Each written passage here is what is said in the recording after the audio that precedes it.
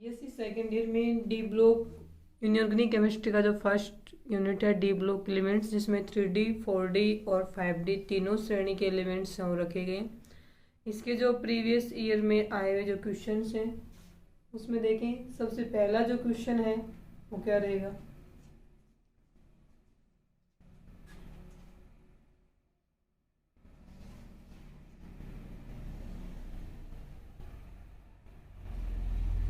दो 2016 में आए हुए फर्स्ट क्वेश्चन लिखा है। 2016 में आए हुए क्वेश्चन है। फर्स्ट क्वेश्चन है कि डी ब्लॉक में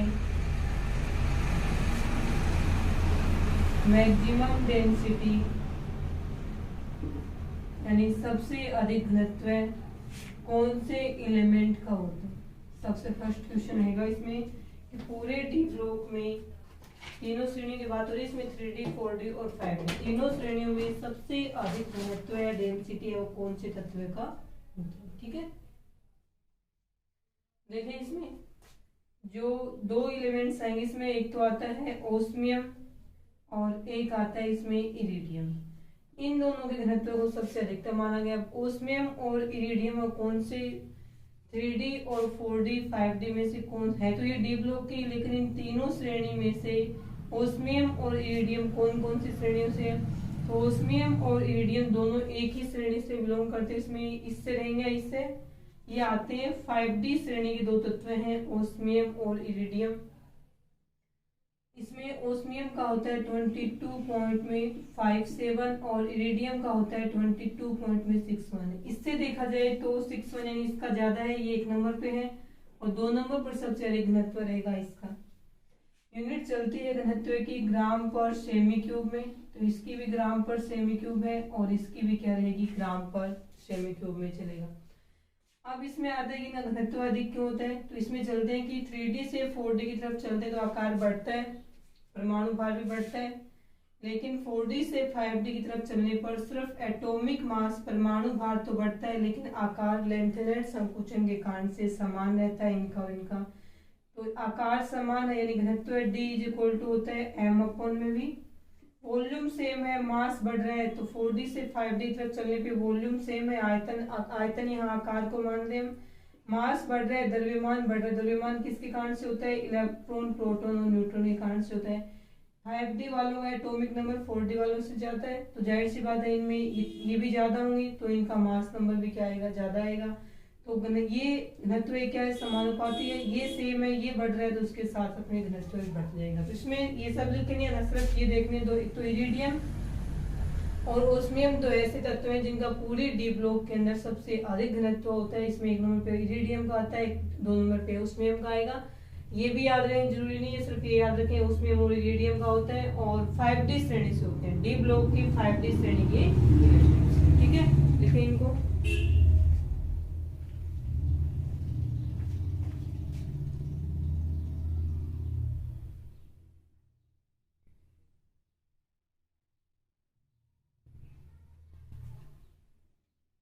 सेकंड क्वेश्चन देखें इसके बाद में।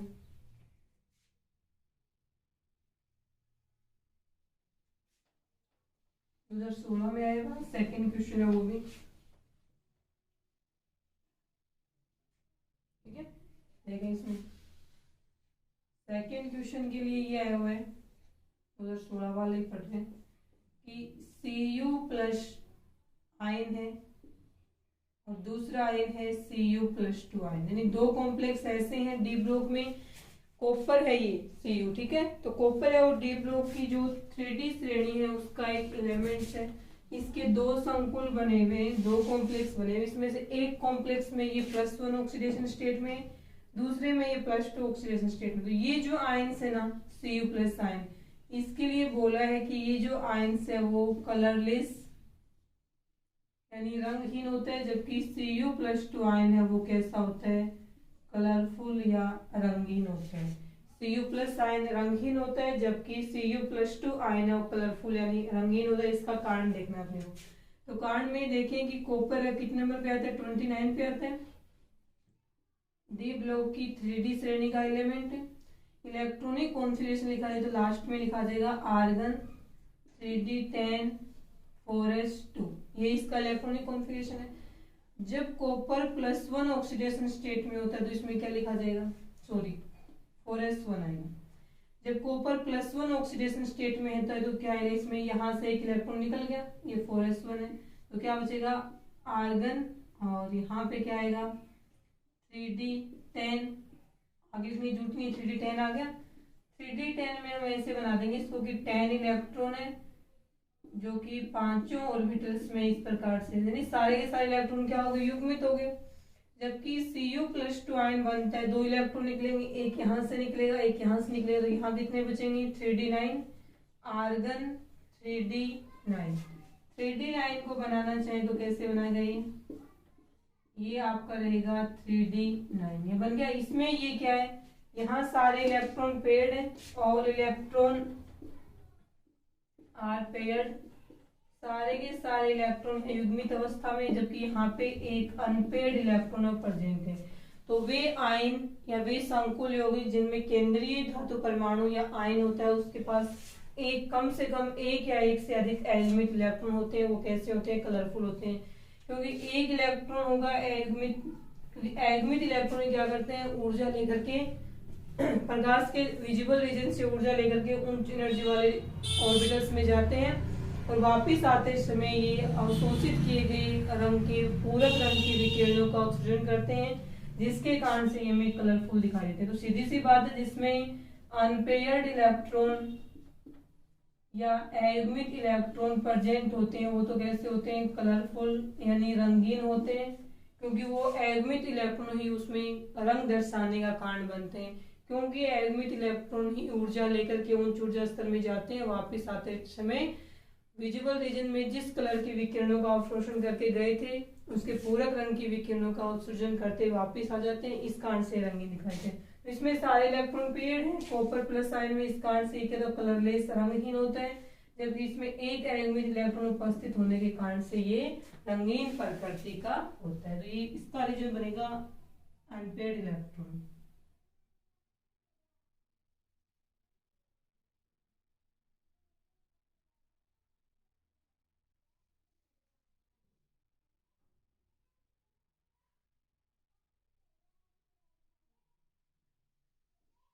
देखिए इसमें बाद में देखें तीसरा क्वेश्चन क्या रहेगा,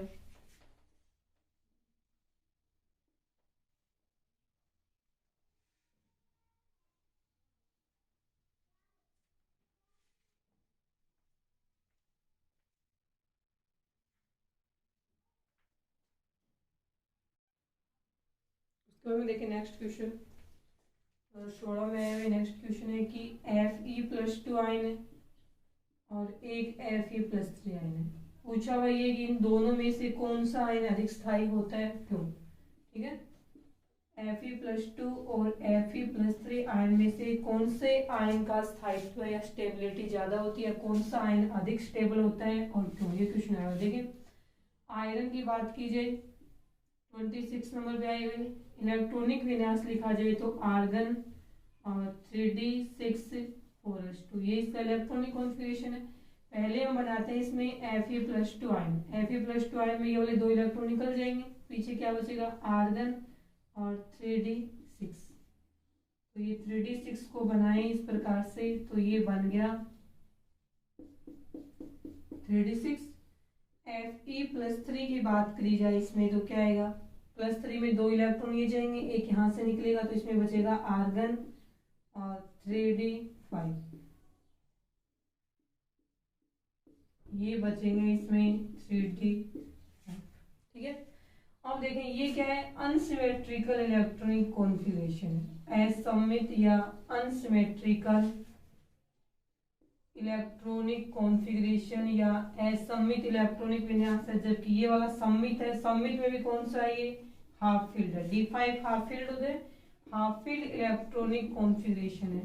तो हमें पता ही है ये कि हाफ फील्ड, फुल फील्ड या वैकेंट ऑर्बिटल्स होते हैं या इलेक्ट्रॉनिक कॉन्फ़िगरेशन होता है, उसका स्थायित्व से क्या रहेगा, ज्यादा रहेगा, नहीं कि इस प्रकार से चलते हैं ये D0 D5 और D10, इसमें से ये वैकेंट है, ये हाफ फील्ड है और ये फुल फील्ड है, बच गए सारे ना वो अलग से आएंगे, नहीं इनका स्थायित्व कम होगा, D1 D2 D3 D4 D6, D7, D8 और D9 ये हैं जिनको बोलते हैं सममित इलेक्ट्रॉनिक कॉन्फ़िगरेशन। ये है सममित वाले। सममित का मतलब है एक जैसे, क्योंकि D में 5 है ना, D0 है, पांचों एक जैसे, एक भी इलेक्ट्रॉन नहीं है, सममित हो गया। D5 है, 500 एक जैसे कक्षक है, 500 में एक एक इलेक्ट्रॉन है, तब भी ये सममित है। D10 है, इसका मतलब सभी में दो दो इलेक्ट्रॉन एक जैसे हैं सभी के अंदर, तो ये भी क्या है, सममित है। जबकि ये वाले क्या होते हैं, असममित होते हैं। तो सममित का स्थायित्व असममित से क्या रहेगा, ज्यादा रहेगा। और इनकी बात की जाए तो इनमें सबसे अधिक स्थायी होता है D10 वाला, उसके बाद में D5 वाला, उसके बाद D0। फुलफिल्ड सबसे अधिक स्थायी होता है, उसके बाद में हाफ फील्ड, और सबसे लास्ट में होता है वैकेंट वाला। तो यहाँ Fe+3 आयन है वो अधिक स्थायी आयन होता है किसकी कंपैरिजन में, Fe+2 आयन के कंपैरिजन में Fe+3 का स्थायित्व अधिक होता है। कारण Fe+3 में D5 half field electronic configuration होता है, जबकि Fe+2 में D6 होता है। इन दोनों में से देखा जाए तो ये असममित है और ये वाला सममित है। इस कारण से Fe+3 आयन है वो Fe+2 आयन से अधिक स्थायी होता है। या फिर ऐसे बोल सकते हैं हम कि वे संकुल जिनमें Fe+3 आयन होता है केंद्रीय धातु परमाणु के रूप में, उनका स्थायित्व है Fe+2 आयन वाले संकुलों की तुलना में क्या रहेगा, अधिक रहेगा। ये हो जाएगा इसमें नेक्स्ट क्वेश्चन। ठीक है,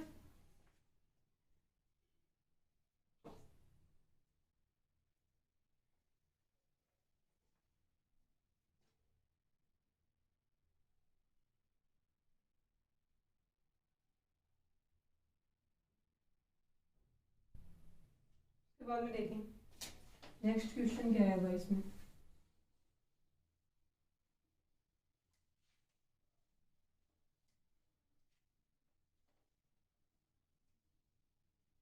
नेक्स्ट क्वेश्चन ये आएगा है कि अर्थ कोइन मेटल्स कौन सी होती हैं। अर्थ मेटल्स लिख लो। अर्थ मेटल्स या मृदा धातुएं किसे कहते हैं, ठीक है। या फिर आप इसको अर्थ मेटल्स की जगह आप इनको कोइन मेटल्स भी बोल सकते हो, इस नाम से भी एक बार आया हुआ है क्वेश्चन। ठीक है, कोइन मेटल्स हिंदी में इसका नाम लिखा जाएगा सिक्का धातुएं, और अर्थ मेटल्स को बोलते हैं मृद धातुएं। मृद धातुएं और सिक्का धातुएं कौन सी होती हैं, तो डी ब्लॉक है। डी ब्लॉक में कहा से 3 से लेकर के 12 तक के वर्ग होते हैं। इनमें से जो 11वां वर्ग होता है उसमें ऐसे चलता है 3D श्रेणी, 4D श्रेणी, 5D श्रेणी। 3D श्रेणी में आता है कॉपर, 4D श्रेणी में आता है सिल्वर, और इसमें आता है यहाँ पे Au यानी ओरम। इलेक्ट्रॉनिक इनका देखें तो ये आता है 29 पे, ये आता है 47 पे, और ये कितना पे आएगा 79 पे आता है। ये इनके एटॉमिक नंबर लिखे हुए हैं। ये है कॉपर, अर्जेंटम यानी सिल्वर चांदी है, ये तांबा है, और ये ओरम यानी ये सोना है, गोल्ड है। ये तीनों धातुएं यानी इन तीनों से क्या बनाए जाते हैं, सिक्के यानी कि कॉइन बनाए जाते हैं। इस कारण से इन धातुओं को कॉइन मेटल्स या सिक्का धातुएं भी कहा जाता है। इसके अलावा ये तीनों धातुएं हैं वो मृदा में पाई जाती हैं, ऑक्साइडों के रूप में पाई जाती हैं, और प्राचीन समय में ऑक्साइडों को मृदा या अर्थ बोलते थे। ठीक है, ये तीनों धातुएं ऑक्साइडों के रूप में पृथ्वी में नेचर में पाई जाती हैं, प्रकृति में पाई जाती हैं, और ये तीनों ऑक्साइडों के रूप में पाई जाती हैं। और इनके जो प्राचीन समय में ऑक्साइडों को ही मृदा बोलते थे, इस कारण से इन धातुओं को हम मृद धातुएं भी कहते हैं। तो डी ब्लॉक के 11वें वर्ग की जो 3 धातुएं, ये इनके एटॉमिक नंबर है। इनको कोइन मेटल बोलते हैं क्योंकि इनसे सिक्के बनाए जाते हैं। तो चांदी के सिक्के भी होते हैं, तांबे के भी होते हैं, और सोने के भी होते हैं, और मिट्टी में पाई जाती है ऑक्साइडों के रूप में। इस कारण से इनको हम मृद धातुएं भी कहते हैं। ये रहेगा इसका नेक्स्ट क्वेश्चन। करें इसको।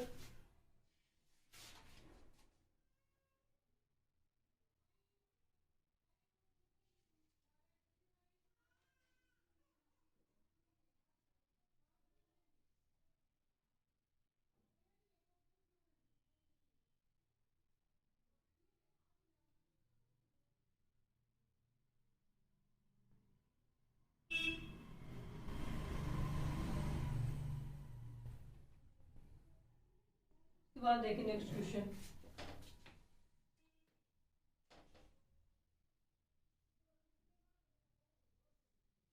नेक्स्ट क्वेश्चन आया हुआ इसमें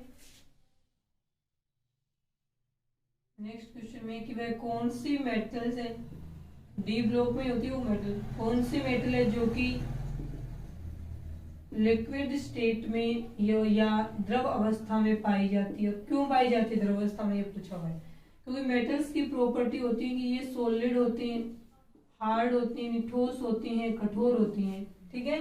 लेकिन एक ऐसी धातु जो कि द्रव अवस्था में पाई जाती है, रूम टेम्परेचर पे जो कि द्रव अवस्था में पाई जाती है, वो नाम बताना है उस धातु का, एटॉमिक नंबर बताना है, डी ब्लॉक की कौन सी श्रेणी में है ये बताना है, और वो द्रव अवस्था में क्यों पाई जाती है ये भी बताना है, ठीक है। तो इसका आंसर जो आएगा उसमें आएगा कि मरकरी, जिसका एटॉमिक नंबर 80 होता है, जो डी ब्लॉक की 5D श्रेणी की लास्ट एलिमेंट है, जिसको हम डी ब्लॉक का तत्व होते हुए भी संक्रमण तत्व नहीं मानते, क्योंकि मरकरी की एटॉमिक स्टेट और आयनिक स्टेट दोनों में ही इसके डी का ऑर्बिटल से पूर्ण रूप से भरे हुए होते हैं। क्योंकि मरकरी का जब हम एटॉमिक स्टेट में इलेक्ट्रॉनिक कॉन्फ़िगरेशन लिखते हैं तो सबसे लास्ट वाला मान के चलते तो क्या आते हैं 5D10 4s2, इस प्रकार से आते हैं, ठीक है। जब इसका आयनिक में बनाते हैं, यानी आयनिक स्टेट देखें तो आयनिक स्टेट में मरकरी कौन सी फॉर्म में है, +2 में, तो +2 में जाएंगे तो ये 2 इलेक्ट्रॉन निकल जाएंगे, तो क्या बचेगा इसमें 5D10, यानी कि वही तत्व जिनकी परमाणु अवस्था और आयनिक अवस्था दोनों में ही उनके डी ऑर्बिटल फुलफिल्ड हो, पूर्ण रूप से भरे हुए हों, ऐसे तत्व संक्रमण तत्व नहीं होते। इसी कारण से मरकरी, कैडमियम और जिंक, इन तीनों को डी ब्लॉक के तत्व होते हुए भी संक्रमण तत्व नहीं माना जाता है, क्योंकि इन तीनों की एटॉमिक स्टेट और आयनिक स्टेट दोनों में ही इनके डी कक्षका पूर्ण रूप से भरे हुए होते हैं। हो गया, तो ये संक्रमण तत्व भी नहीं है, 5D श्रेणी का है, 80 यानी 80 इसका इलेक्ट्रॉनिक कॉन्फ़िगरेशन है। अब ये लिक्विड स्टेट में पाया जाता है, सिर्फ एकमात्र ऐसी धातु जो कि द्रव अवस्था में पाई जाती है मरकरी, रूम टेम्परेचर में द्रव अवस्था में, और एक ऐसी नॉन मेटल से जो कि द्रव अवस्था में पाई जाती है, वो कौन सी होती है, ब्रोमीन, जो कि हैलोजन में आता है, ब्रोमीन 35 है, ठीक है। ब्रोमीन ऐसी अधातु है, नॉन मेटल से जो द्रव अवस्था में पाई जाती है, और मरकरी ऐसी धातु है जो द्रव अवस्था में पाई जाती है। अब इसमें D10 इलेक्ट्रॉनिक कॉन्फ़िगरेशन होता है, इससे लिक्विड स्टेट में होने का कारण देखिए, D10 इलेक्ट्रॉनिक कॉन्फ़िगरेशन यानी डी कक्षक इसमें पूर्ण रूप से भरा हुआ है। तो यानी ये धातुएं सॉलिड या हार्ड किसके कारण से होती है, इनमें पाया जाता है मेटल मेटल बॉन्ड, यानी कि मेटल का, धातुओं का जो क्रिस्टल होता है उसमें दो धातुओं के बीच में बॉन्ड बनता है जो कि बहुत ज्यादा स्ट्रॉन्ग होता है। इस बॉन्ड मेटल मेटल बॉन्ड के कारण से ही ये हार्ड या सॉलिड नेचर में पाई जाती हैं। अब जितने ज्यादा एयुग्मित इलेक्ट्रॉन होते हैं धातुओं में, उतने ही उनके बीच में क्या बनेगी, इसमें 4 एयुग्मित इलेक्ट्रॉन है, इसमें भी 4 है, तो इन दोनों के बीच में 4 बॉन्ड बनेंगे, स्ट्रॉन्ग हो जाएगी। एक है तो एक बॉन्ड बन जाएगा, दो इलेक्ट्रॉन है, अयुग्मित इलेक्ट्रॉन से बॉन्ड बनते हैं। लेकिन मरकरी में डी कक्षक में सारे इलेक्ट्रॉन क्या पेयर्ड है, पूर्ण रूप से भरा हुआ है। दूसरी मरकरी धातु आएगी, उसके पास भी क्या है, यही D10 है, सेम इसी प्रकार से उसका भी पूरा पूरा कक्षक है वो भरा हुआ है। तो यहाँ इनके बीच में किसी भी प्रकार का मेटल मेटल बॉन्ड बनने की संभावना नहीं होती है। जब दो धातुओं के बीच में ये बॉन्ड नहीं बनता है तो वो धातु ठोस अवस्था में या हार्ड नहीं हो सकती। इसी कारण से ही मरकरी में डी कक्षक पूर्ण रूप से भरे हुए होने के कारण से दो मरकरी धातुओं के बीच में कभी भी मेटल मेटल बॉन्ड नहीं बन पाता है। इस कारण से मरकरी के जो अणु होते हैं वो इस क्रिस्टल में दूर दूर स्थित होते हैं। इस कारण से मरकरी है वो लिक्विड अवस्था में या द्रव अवस्था में पाई जाती है। लिखें इसको।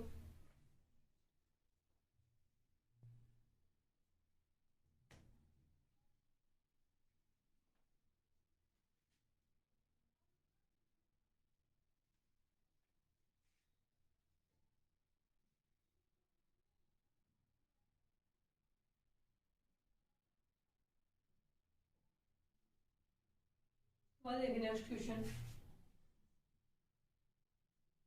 जो थर्ड ट्रांजिशन सीरीज होती है, तीसरी संक्रमण श्रेणी होती है, तीसरी नाम है ना, थर्ड लिख दिया, इसका मतलब ये 5D श्रेणी की बात कर रहे हैं, ठीक है। यानी थर्ड ट्रांजिशन सीरीज की जो इलेक्ट्रॉनिक कॉन्फ़िगरेशन होता है, सामान्य इलेक्ट्रॉनिक कॉन्फ़िगरेशन है, वो आपको समझाना है। क्वेश्चन इसका है कि थर्ड संक्रमण श्रेणी का सामान्य इलेक्ट्रॉनिक विन्यास लिखिए। थर्ड का मतलब ये 5D वालों की बात करें तो सामान्य इलेक्ट्रॉनिक विन्यास में इसमें क्या आते हैं, जिनोन, ठीक है, आर्गन के बाद में जिनोन, उसके बाद में कौन सा आता है, एरिडोन वाला आता है। तो आपको पता है इसमें 72, ये वाला कितना आता है 54 पे आता है। इसके बाद इसके जो तत्वों के इलेक्ट्रॉनिक कॉन्फ़िगरेशन शुरू होते हैं तो इसमें पहले कौन सी धातु आएगी, जिनोन। जिनोन के बाद में इसमें क्या आता है 4F14 यानी लेंथेनाइड पूर्ण रूप से भरे हुए होते हैं, और 5D 1 to 10 और 6S 1 और 2, या तो एक होगा 6S में या फिर क्या होंगे 2। ये रहेगा तीसरी संक्रमण श्रेणी है, उसका इलेक्ट्रॉनिक कॉन्फ़िगरेशन। यहाँ खुद जिनोन का इलेक्ट्रॉनिक कॉन्फ़िगरेशन कितना होता है 54 में चलता है। कर लो इसको।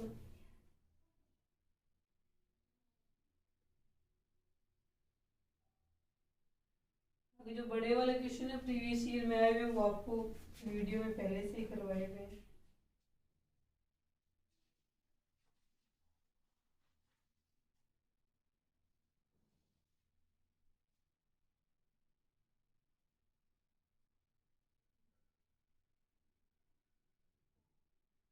दो क्वेश्चन और देखना इसके अंदर।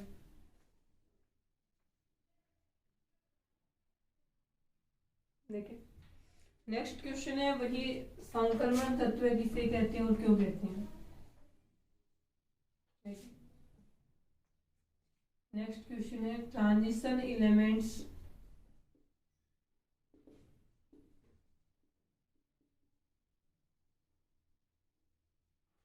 किसे बोलते हैं और क्यों बोलते हैं, दोनों क्वेश्चन आ जाते हैं। ट्रांजिशन एलिमेंट किसे कहते हैं और क्यों कहते हैं, और ये भी पूछ सकते हैं इसमें कि कौन से तत्व हैं डी ब्लॉक के, कौन से तत्व हैं जिनको हम डी ब्लॉक के तत्व होते हुए भी इनको संक्रमण तत्व नहीं मानते हैं। तो इसमें सबसे पहले हम लिखेंगे ट्रांजिशन एलिमेंट की डेफिनेशन।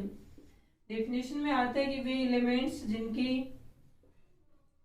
एटॉमिक स्टेट यानी परमाणु अवस्था और आयनिक स्टेट यानी कि आयनिक अवस्था, दोनों अवस्थाओं में, दोनों कंडीशन फॉलो होनी चाहिए, दोनों अवस्थाओं में उनके डी ऑर्बिटल्स या डी कक्षक इनकम्प्लीट या अपूर्ण होते हैं, वे तत्व संक्रमण तत्व कहलाते हैं।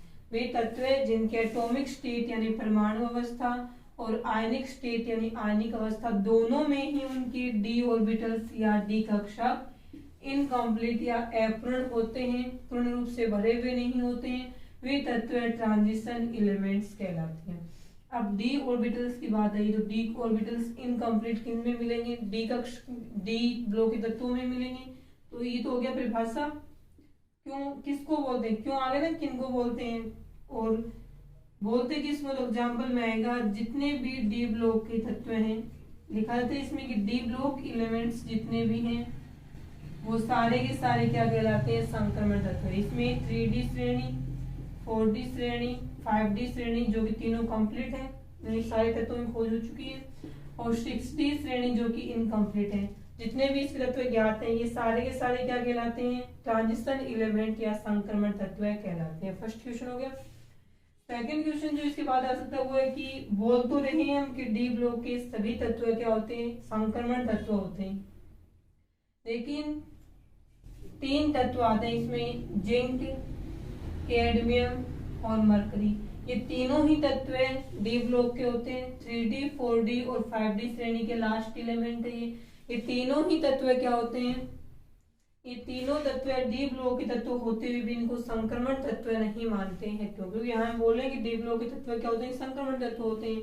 ये तीनों भी डी ब्लॉक के, लेकिन इनको संक्रमण तत्व नहीं माना जाता है। क्यों, इसका आंसर देखिए, जिंक, कैडमियम और मरकरी तीनों डी ब्लॉक के तत्व होते हुए भी इनको संक्रमण तत्व नहीं मानते हैं। क्यों, तीनों की बात की जाए सबसे पहले 3D श्रेणी का जो लास्ट एलिमेंट आता है वो होता है जिंक। एटॉमिक नंबर चलेगा इसका 30 पे। एक होती है इसकी एटॉमिक स्टेट यानी परमाणु अवस्था, और एक होती है इसकी आयनिक स्टेट। क्योंकि इनकी एटॉमिक स्टेट और आयनिक स्टेट में इनके इलेक्ट्रॉनिक कॉन्फ़िगरेशन को देख के हम ये बताएंगे कि ये ट्रांजिशन एलिमेंट्स होती या नहीं होती। एटॉमिक स्टेट में इसका इलेक्ट्रॉनिक विन्यास आर्गन 3d10 4s2 लिखा जाता है, जबकि आयनिक स्टेट में ये +2 ऑक्सीडेशन स्टेट क्या शो करता है, तो जिंक +2 में पाया जाएगा, तो इसका इलेक्ट्रॉनिक विन्यास आएगा आर्गन 3d10। ये हो गया। अब दूसरा जो एलिमेंट्स नेक्स्ट था वो 4d श्रेणी का था, कैडमियम, जिसका एटॉमिक नंबर था 48। इसका एटॉमिक स्टेट और आयनिक स्टेट दोनों में ही क्या देखना है अपने को, इलेक्ट्रॉनिक कॉन्फिगरेशन देखना है। एटॉमिक स्टेट में इलेक्ट्रॉनिक कॉन्फिगरेशन आएगा इसका, आर्गन के बाद में नेक्स्ट है जिनोन, 54 पे आ गया ना,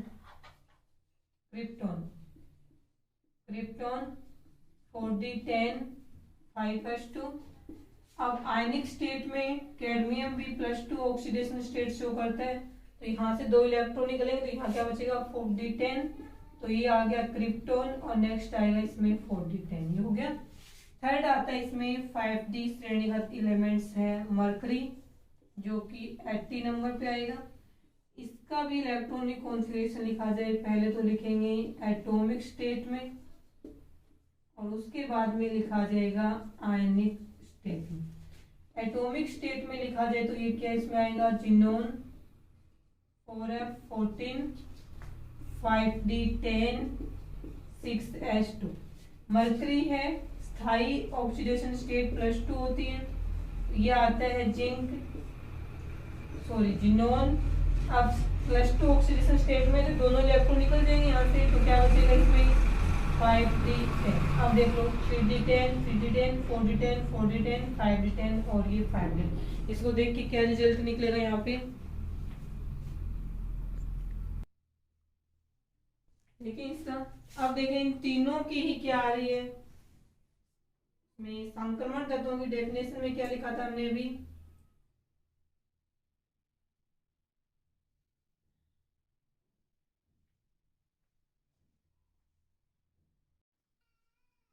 और देखिए इसमें ये तीनों ही बने ना, तीनों की 3d, यानी कि एटॉमिक स्टेट में भी डी कक्षक पूर्ण रूप से भरे हुए हैं, आयनिक स्टेट में भी डी कक्षक कंप्लीट है, एटॉमिक आयनिक दोनों में डी कक्षक कंप्लीट है, यहाँ भी एटॉमिक और आयनिक दोनों में डी कक्षक क्या है, कंप्लीट है। डी कक्षक जिसमें ये ट्रांजिशन एलिमेंट की डेफिनेशन थी, जिसमें डी कक्षक क्या होते हैं, इनकम्प्लीट होते हैं, एटॉमिक आयनिक दोनों स्टेट में, जबकि यहाँ तो एटॉमिक और आयनिक दोनों स्टेट में डी कक्षक क्या है, कंप्लीट है। इस कारण से जिसमें डी कक्षक पूर्ण रूप से भरे हुए होते हैं उनको संक्रमण तत्व नहीं मानते हैं।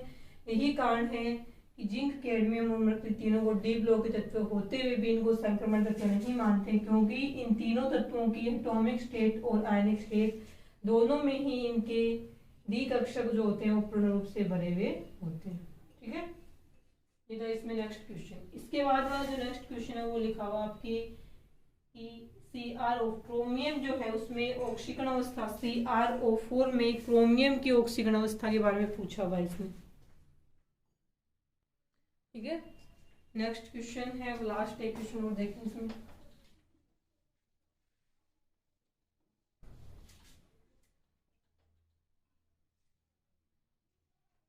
नेक्स्ट क्वेश्चन में आएगा इसमें क्रोमियम CrO4। इसके अंदर क्रोमियम सबसे पहले तो ये देखना है कि इसमें क्रोमियम कौन सी ऑक्सीडेशन स्टेट में, CrO4 का ही है, CrO4 -2 का है। ठीक है, इसमें क्रोमियम की ऑक्सीडेशन स्टेट निकालेंगे, क्रोमियम की निकालनी है अक्ष प्लस में 4 × प्रत्येक ऑक्सीजन की -2 इक्वल में रहेगा जो ब्रैकेट के ऊपर है -2 के, तो अक्ष प्लस में माइनस का आएगा ना, प्लस माइनस का 8 माइनस का 2 माइनस का इस साइड जाएगा, प्लस का 8 बनाएगा, तो अक्स कितना बच गया इसमें +6 बच गया। यहाँ पे क्रोमियम +6 ऑक्सीडेशन स्टेट में है, तो क्रोमियम कितने नंबर पे आता है देखें, क्रोमियम 3d श्रेणी का एक एलिमेंट है जो 24 पे आता है। इलेक्ट्रॉनिक कॉन्फ़िगरेशन में आता है आर्गन 3d5 4s1। इस वाले मॉलिक्यूल में क्रोमियम है +6 ऑक्सीडेशन स्टेट में है, तो 5 और 1 6 ये सारे इलेक्ट्रॉन निकल गए, तो यहाँ क्या बचेगा आर्गन 3d0। अब कलर के हिसाब से क्वेश्चन में पूछा हुआ है कि हाँ इसमें ये +6 ऑक्सीडेशन स्टेट में है, फिर भी ये क्या है, कलरफुल या रंगीन यौगिक होता है क्यों, ये पूछा हुआ है। अब इसमें कलर के कारण दो होते हैं, एक तो होता है डीडी ट्रांजिशन या डीडी संक्रमण, और दूसरा जो कारण है वो रहेगा यहाँ पे चार्ज ट्रांसफर स्पेक्ट्रम। दो कारणों से संकुल यौगिक बोलो या कोई भी मॉलिक्यूल बोलो, उसमें सिर्फ इन दो कारणों से कलर या रंग उत्पन्न होती है। अब इसमें क्या आ गया, क्रोमियम इसमें +6 में 3d0 आता है, d0 इलेक्ट्रॉनिक इसमें आता है कि वे धातु आयन या वे संकुल यौगिक जिनमें धातु आयन d0 इलेक्ट्रॉनिक स्टेट में होता है उसमें dd ट्रांजिशन नहीं होता है। dd ट्रांजिशन का मतलब है इस प्रकार से 5d कक्षक है, ये विपाटन होने के बाद में विपाटित हुए। d0 है, इसका मतलब यहाँ कोई इलेक्ट्रॉन नहीं है, तो यहाँ कोई इलेक्ट्रॉन नहीं, यहाँ से कोई इलेक्ट्रॉन है ही नहीं, तो यहाँ से यहाँ क्या जाएगा, इलेक्ट्रॉन ही नहीं है। इसका मतलब है यहाँ dd संक्रमण नहीं होगा। dd संक्रमण पहले समझाएगा, वहां देख लेना जाके। dd संक्रमण ही पॉसिबल नहीं होता, dd संक्रमण नहीं होगा तो कलर नहीं होगा इसके हिसाब से। लेकिन इसमें +6 ऑक्सीडेशन स्टेट यानी चार्ज ट्रांसफर स्पेक्ट्रा किसके बारे में बताती है, वे संकुल यौगिक जिनमें केंद्रीय धातु आयन का इलेक्ट्रॉनिक कॉन्फ़िगरेशन d0 होता है, यानी जहाँ पे dd संक्रमण पॉसिबल नहीं हो पाता है उनमें चार्ज ट्रांसफर स्पेक्ट्रा के कारण से कलर उत्पन्न होता है। चार्ज ट्रांसफर स्पेक्ट्रा आवेश स्थानांतरण स्पेक्ट्रा में इसके साथ में जो लिगेंड जुड़े हुए हैं ऑक्सीजन -2, ये ऑक्साइड जो लिगेंड है ये इनको क्या देंगे, इलेक्ट्रॉन देंगे। तो यहाँ से इलेक्ट्रॉन लिगेंड के कक्षक से इलेक्ट्रॉन धातु के रिक्त कक्षकों में जा रहे हैं, इसके कारण से भी यहाँ क्या होता है, कलर उत्पन्न होता है। तो ये जो संकुल यौगिक है वो चार्ज ट्रांसफर स्पेक्ट्रा के कारण से क्या होता है, रंगीन प्रकृति का होता है। चार्ज ट्रांसफर स्पेक्ट्रा में लिगेंड से चार्ज के रूप में इलेक्ट्रॉन जा रहे हैं ना, इलेक्ट्रॉन पे चार्ज होता है, तो चार्ज एक जगह से एक दूसरी जगह ट्रांसफर हो रहा है, इस कारण से इसको चार्ज ट्रांसफर स्पेक्ट्रा बोलते हैं। और इस यौगिक में रंग dd संक्रमण के कारण से नहीं होगा, किसके कारण होता है, चार्ज ट्रांसफर स्पेक्ट्रा से। dd संक्रमण के अकॉर्डिंग तो ये यौगिक क्या है, रंगहीन है, लेकिन ये रंगीन था, बाद में प्रयोग किया गया तो इसकी कारण की व्याख्या वो आवेश स्थानांतरण स्पेक्ट्रा के द्वारा की गई है। ये तो इसमें कुछ क्वेश्चन जो यूनिट 1 से आए हुए हैं। इसके बाद जो इसके बचे हुए नेक्स्ट क्वेश्चन हैं वो हम करेंगे नेक्स्ट क्लास में। आज के लिए इतना है।